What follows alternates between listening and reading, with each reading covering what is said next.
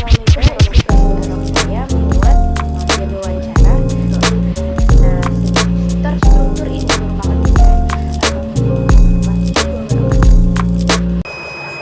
Assalamualaikum warahmatullahi wabarakatuh. Perkenalkan, nama saya Reva Safitri dari Prodi Pendidikan Bahasa dan Sastra Indonesia dengan NIM 230161007, nomor absen 16. Di sini saya akan mempresentasikan masalah tentang wawancara, yang dimana isi presentasi saya memuat pengertian wawancara, jenis wawancara, dan jenis pertanyaan apa yang dapat kita pakai untuk saat wawancara.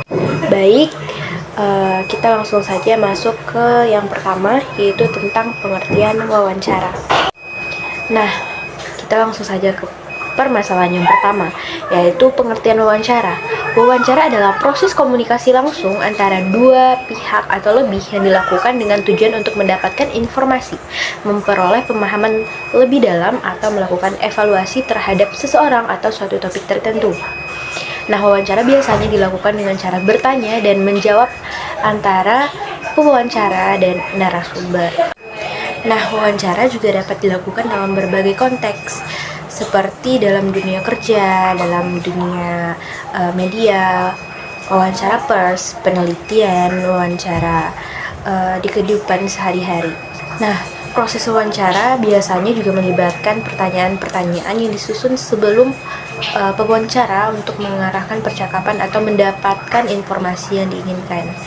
Selain itu, kemampuan mendengarkan, mengajukan pertanyaan yang relevan, dan membangun hubungan dengan narasumber merupakan keterampilan yang sangat penting dalam melakukan wawancara yang lebih efektif.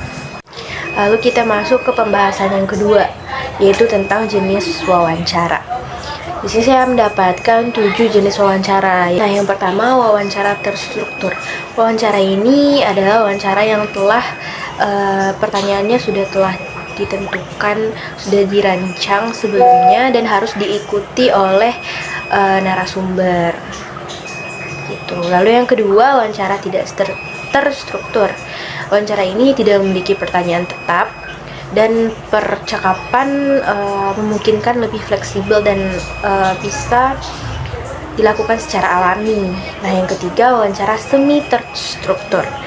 Nah, semi terstruktur ini merupakan kombinasi dari terstruktur dan tidak terstruktur, yang dimana beberapa pertanyaan tetap ditentukan, namun masih memberikan ruang untuk eksplorasi bagi narasumber maupun pewawancara. Nah, lalu yang keempat, wawancara panel. Nah, wawancara ini melibatkan beberapa pewawancara yang menanyai satu atau dua lebih responden atau narasumber. Lalu yang selanjutnya itu wawancara individual. Nah, wawancara individual ini satu pewawancara dengan satu narasumber. Lalu yang keenam, wawancara telepon. Nah, wawancara telepon ini dilakukan secara virtual, tidak secara langsung, bisa melalui telepon, Zoom, dan media lain tanpa melakukan kontak visual. Lalu yang terakhir, wawancara video. Nah, wawancara video ini menggunakan video call ataupun bisa melalui interaksi visual meskipun tidak berada di lokasi yang sama, di ruangan yang berbeda. Baik, selanjutnya kita akan membahas tentang jenis pertanyaan dalam wawancara. Nah, ada beberapa pertanyaan yang dapat kita berikan kepada narasumber, yaitu yang pertama, pertanyaan perilaku dan kebiasaan. Pertanyaan perilaku dan kebiasaan ini dapat kita tanyakan untuk mengetahui bagaimana kandidat menghadapi suatu tertentu di tempat kerja. Contohnya seperti, apakah kamu pernah mengambil keputusan dengan risiko yang besar, atau bagaimana cara mengatasinya. Lalu yang kedua, pertanyaan kompetensi.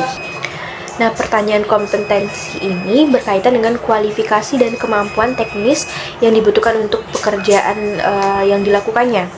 Contohnya seperti ceritakan caramu mengikuti perkembangan tren di bidang desain. Lalu yang ketiga, pertanyaan situasional. Nah, pertanyaan ini dipertanyakan untuk mengukur kemampuan kandidat dalam mengidentifikasi dan menangani suatu situasi yang biasanya terjadi di tempat kerja si narasumber. Contohnya seperti apa yang akan kamu lakukan jika memiliki rekan kerja yang sulit diajak bekerja sama. Lalu yang keempat, pertanyaan terbuka. Nah, pertanyaan terbuka ini memungkinkan kandidat untuk berbagi lebih banyak pengalaman atau pandangan mereka. Contohnya, bagaimana caramu mengatasi perbedaan pendapat dengan rekan kerja.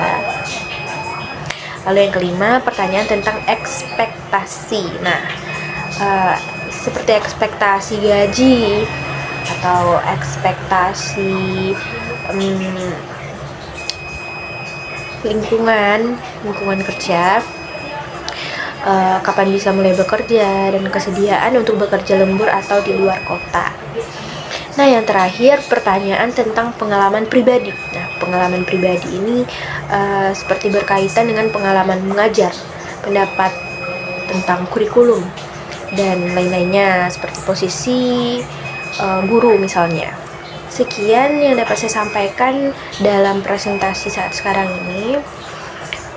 Semoga ilmu yang telah saya berikan dapat diamalkan dan dapat berguna untuk para penonton dan pendengar video pengajaran dari saya ini. Saya sudahi presentasi ini dengan Assalamualaikum warahmatullahi wabarakatuh. Bye.